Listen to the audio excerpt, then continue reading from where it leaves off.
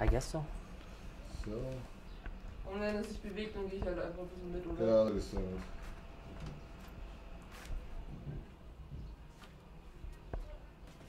So.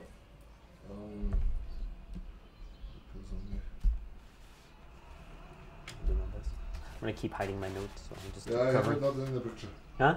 Do not have them in the picture. Oh, you have them in the picture? I was thinking, yeah, if I just cover, then it just. You can leave it uncovered. Okay. Yeah, I still gotta put on my glasses. I'm an old man now.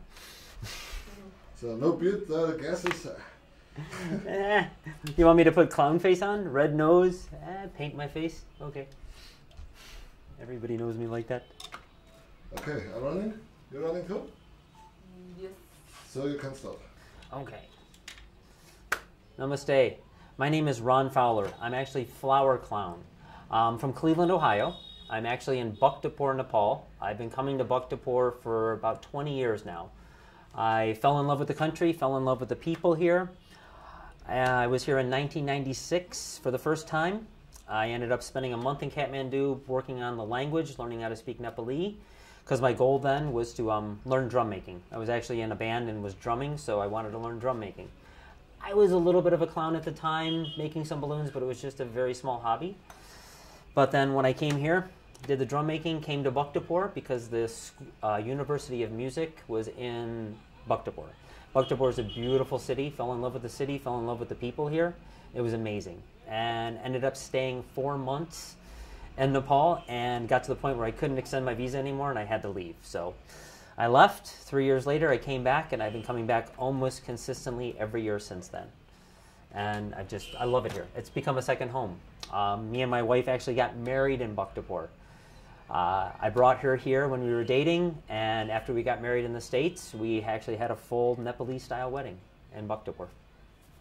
All right, check what else.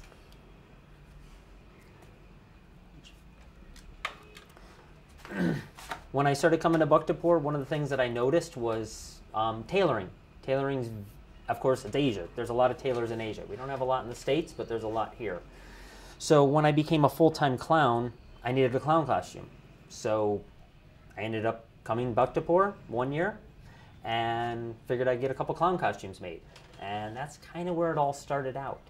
I've always done volunteer work since I started clowning in Bhaktapur, but I also wanted to get supplies while I was here because tailoring was very inexpensive for me. So I ended up getting a clown costume made. Actually, I think the first year I got 2 clown costumes made. Next year I came back, I ended up getting 5 or 8 more. And then I started bringing my balloon bag. In 97, when I got returned home from Nepal, I started ballooning as a part-time job. And I didn't have a bag to carry all the balloons that I needed. So I actually came up with a bag, designed it myself, made it on my own sewing machine. Very, very basic, but it worked. And I ended up bringing that to Nepal. I ended up going to one of my suit tailors and said, "Can you make this better for me?" And he did, and it was very nice. I ended up taking it home. People said, "Can I get one of those?" So I said, "I'm going back to Nepal next year." So I ended up going back to Nepal the following year. I think I brought maybe about 5 of them back with me and sold those at cost to some local balloon twisters and some clowns in my area.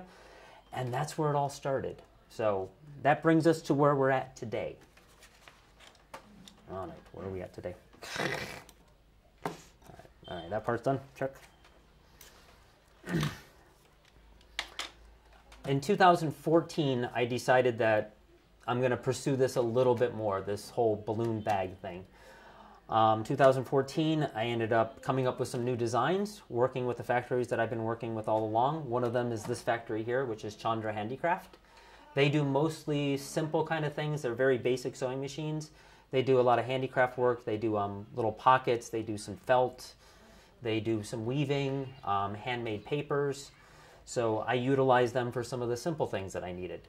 So right now, and even to this day, we started out here making just simple handicrafts that I liked, and I would have them silkscreen with my Flowerclown picture on them.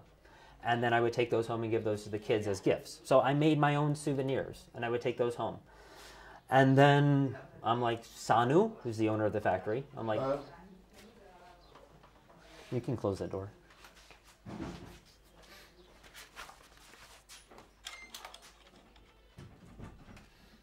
any little noise. Yeah, but you can, it's a good mic, so. Okay. All right.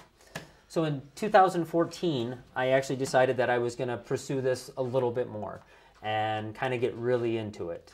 So what I did is I ended up designing some new products, some new balloon organization products, and coming to Chandra Handicraft and having some things made and taking those home. And I ended up got a website, so I started putting my products on the website and sold a few here and there.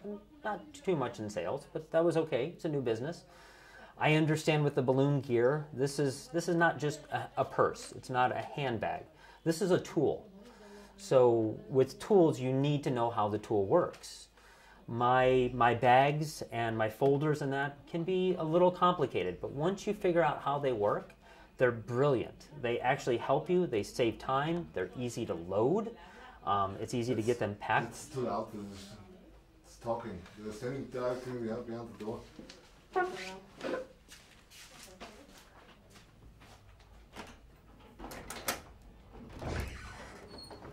Oh, okay. Thank you. All right, she was saying she was leaving, so. Okay. Now we should be good. Everybody go home. Factory's closed. There's no more work. Go now. Go! All right, so in 2014, after making some clown costumes and making some of my big balloon bags, I decided that I was going to pursue this career a little bit more. So what I decided to do was to kind of come up with some new products. I'm always thinking of new things to make my job easier. And if it makes my job easier, it makes other balloon twisters' jobs easier. And the focus is I can actually support and help Nepal. I can help Chandra Handicraft. I can help some of the people in my other factories. I can help the economy. I'm not doing a very large production, but I have a very dedicated following. I have balloon twisters. Once they understand how my products work, they sell themselves. This year, I actually did a balloon convention called Twist and Shout. It was the first time I've ever taken my product outside of my house and displayed it for everybody. People went crazy. So I was shocked. I've been selling these things for years. They loved it. So I ended up selling out of a lot of my products that I brought to Twist and Shout this year. So what I decided to do is then reinvest that money back into making more products. So it's 2017, I'm back in Nepal, and I'm making some more things. Okay. Oh, it's old man. All right, 2015. In 2015, I decided that I was making the company grow. I came up with some new products in 2014. I was selling those and wanted to create some new products. So 2015, designed some really nice folders called the Swazi folder and worked on the Namaste bag and got that really finalized to the point I love it. We were here, me, my wife, and my daughter, we were here for about 2.5 months. 3 days before we were supposed to leave Nepal, they had the 7.8 earthquake. That was on April 25th. Our flight was actually home on April 28th. So we were here for the initial earthquake and the 3 days following. After we left, before we left, I had 2 months of working on bags. So I had to go to Kathmandu and go through a lot of the destruction and go through some of the roads that were collapsed and had to go around to get my product to bring home. It was a little bit nerve-wracking, but we did it.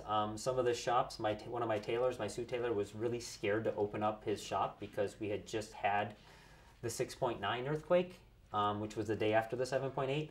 I was actually standing right outside here when that happened. And I actually got to watch Chandra Handicraft and the whole brick wall just move like a wave of water. It was crazy. And then in the distance, you could actually see plumes of dust where buildings were collapsing. So after the initial earthquake and all that drama and devastation, then to have it happen again the next day. In between, we had aftershocks about every 10 minutes, but they were small. But this one was a big one. Then after I left, about 2 weeks later, they actually had a 7.3 as well. So, but now, I was here last year in 2016. I felt 3 aftershocks. This year, I haven't felt any. So I think things have become stable.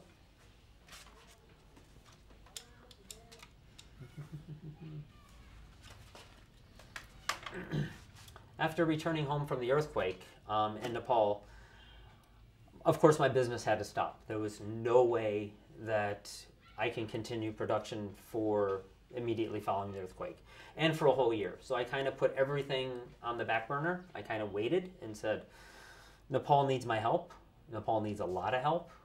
So in 2015, I kind of stopped the business and focused on earthquake relief. So me and my wife and my daughter returned home, and we immediately started fundraising. We had some felt product that we actually imported in 2014. We were basically selling that and selling it and not taking any profit, taking all the money that we raised from those products and donating them to a charity organization that we have helped create here in Nepal. We're actually working with the Lions Club, and we actually have a Leo's group in Bhaktapur. It's about 60 college students. It's my best friend's son, who's an engineering student, and some of the nursing students from his school all got together, formed a group. They joined the Lions, they became a Leo group, and they were actually going out and doing some earthquake relief. So immediately following the earthquake, we went home, we raised a couple $1,000s. We sent that to Bangkok. I had friends in Thailand who would buy supplies. Thai Airways was offering free shipping for relief supplies. So we ended up sending relief supplies through Bangkok. Our group here picked them up and distributed them in the area.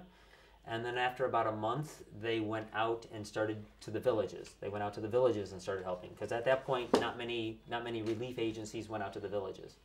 There's so many small villages throughout Nepal. It's